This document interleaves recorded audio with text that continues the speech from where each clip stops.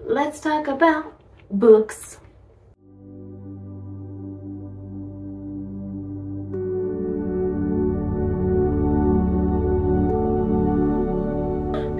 Hi, welcome to my YouTube channel. Talk about some books. If you can hear skittering or heavy breathing, it's because I own 2 dogs and they are at my feet. They didn't want to leave me alone. I just got my hair cut, so if you see me messing with my hair, I'm sorry. This is my wrap up for July. And I read 15 books in July, and here we go. So the first book that I finished this month, I have my little cheat sheet right here. The first book that I finished this month was This Is Your Brain on Birth Control. I gave this a 3.5 stars. This is a nonfiction novel about how hormones work in women's bodies, how being on birth control changes our hormones, therefore it affects a lot of aspects of our life that we never thought it would. And I gave this a 3.5 stars because it was very informative, but I felt like she provided a lot of negatives about your brain being on birth control and not a lot of positives. The second book that I read is Funny Story by Emily Henry. You can see Jasper.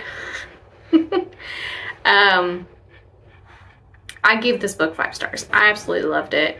I love Emily Henry's books in general, but I really liked this one because it's forced proximity and it's just really cute.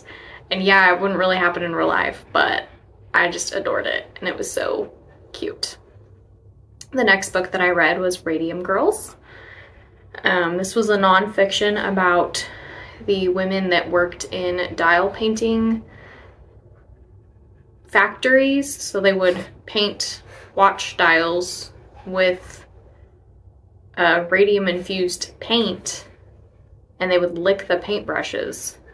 And so it talks about the repercussions of them ingesting radium over months to years, just depending on how long they worked there. And it was really slow to begin with because you kind of already know what's going to happen to them. But later on in the book, it does talk about going to court and all of the follow-up and finally getting justice. So it's a very interesting read. I would definitely recommend it if you have an interest in the 1910s, 20s era. It was interesting. I'm not usually a nonfiction person, but this one was okay. I rated it a 3. My next book was Tigana. I've seen this on a couple different YouTube channels. Most recently, I watched Meg with Books, and her mom tried to get her to read it, and Meg didn't want to pick it up. I picked it up because I wanted to read a standalone fantasy, and I feel like it's a little dated. It wasn't a bad novel. I gave it a 3. It was okay. The next book I picked up is Haru, Book 1, Spring, which is a little graphic novel. There's a pig and a bird, and they go on a little adventure, and it's really cute. I really like the artwork in this novel. I definitely am looking forward to the next installment, and I gave this book a 4 out of 5. The next book that I read was The Husbands, and this was a debut novel, and I really enjoyed it. It is about this woman who has a magic attic, essentially, and she has gone to a party and comes home and finds there's a husband in her flat, and she is very confused. He's clearly like, yeah, we're together, what are you talking about? And she's like, I don't know you, I'm gonna call the cops. He ends up going to the attic, and a new husband comes down, and so she figures out her attic is magic and she can just kind of exchange these husbands. I did enjoy this book a lot. It talked about themes of enjoying what you have. The reason I gave it 4 stars, the reason that I gave it 4 stars and not 5 is because it did get a little repetitive. The next book I read is The Hawthorne Legacy by Jennifer Lynn Barnes, and this book is the second book in the Inheritance Game series. been trying to finish this series for a while now. I'm not going to go into too much detail about what it's about because it is the second book in a series. But essentially, the series is about this girl who she randomly finds out one day that she inherits billions of dollars in this family, and the family, like, she's a complete stranger to them. There's nothing that they know about her, and it's young adult, and there is 4 brothers, and so it's kind of her relationship with each brother. And I think what makes this series really interesting is that there are a lot of logic puzzles. That was the big thing in this family, was every Saturday the grandfather would take all 4 of the Hawthorne boys and set them up with puzzles around the house. And they live in this ginormous mansion, and they add buildings onto this, or they add rooms onto this mansion every year. It's a little wild. And there's secret passages, and it's just a lot of fun. So I read the Hawthorne Legacy, and I gave it 4 stars. I also this month read The Final Gambit and The Brothers Hawthorne, and each of those I also gave 4 stars. So I actually finished this series. That's exciting. Except now they're publishing another book. So, but I think it's a companion novel, so I don't think I'm gonna read it. The next book I read was Spy Family Volume 3. I also read Spy Family Volume 4. This is a very cute graphic novel about a spy, and he basically hires this fake family. I definitely recommend reading these. There's 13 installations right now, and there's a show that I've been watching, and it's just so fun. The next book I read was The Unblessed Witch. This was the 3rd installment of the Unmarked Witch series, and honestly at this point I was over it.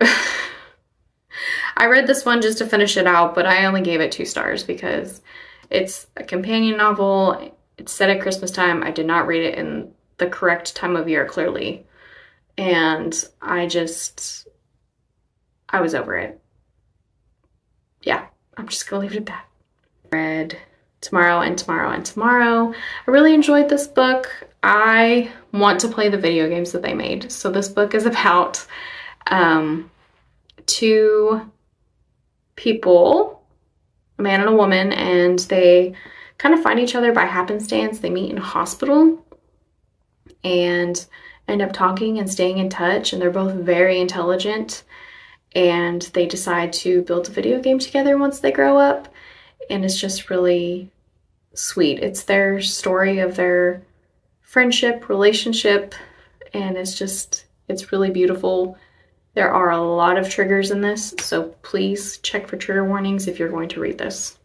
The next book I read was Heartbones by Colleen Hoover, and oh my god, this book took me forever.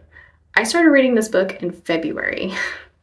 I don't know if it's because it was an ebook and I just wasn't picking up my phone to read ebooks, or I just kept getting distracted, because when I was reading it, I enjoyed it, but when I wasn't reading it, I wasn't thinking about it. So it took me from February to July to finish this book, but I finally did it. And I gave it 3 stars. If you know the ending, I don't think that I would have done what Bea did. That's why I gave it 3 stars. Like, spoilers, but he didn't talk to her for 6 years. She just like made Samson her whole personality. She's like, oh, Samson's in jail. Oh, I'm gonna become a lawyer because I'm gonna help the justice system because people like Samson deserve this. Yeah, okay, whatever, but like honestly, she knew the guy for like a month, and then he became her whole freaking personality. I'm just saying, I don't think I would have done what Bea would have done and waited 6 years and showed up outside the jail and be like, hey, and he acts like nothing ever happened. Well, he doesn't act like nothing ever happened. He does apologize, but that's beside the point. No, like, what? What? Okay, spoilers over.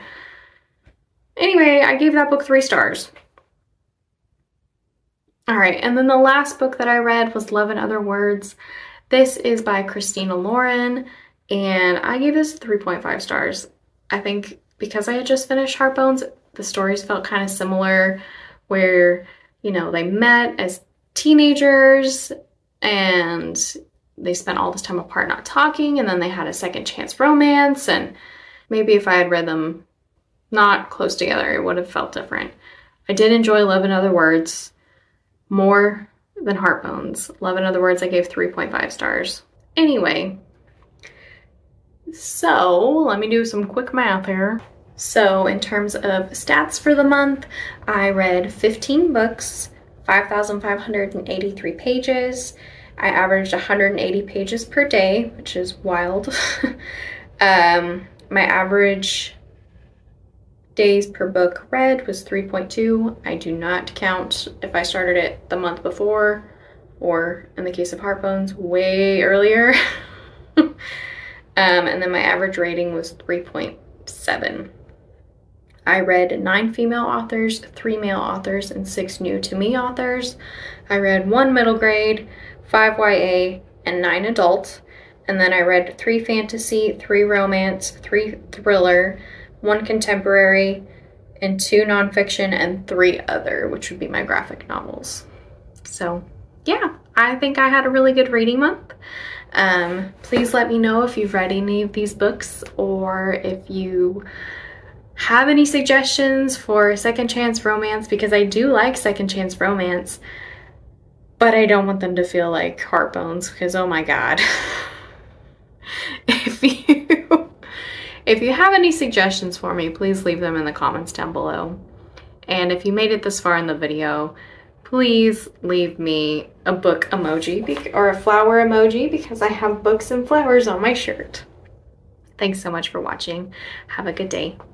The second book that I read was... What the fuck? You okay? You good? Golly. The second book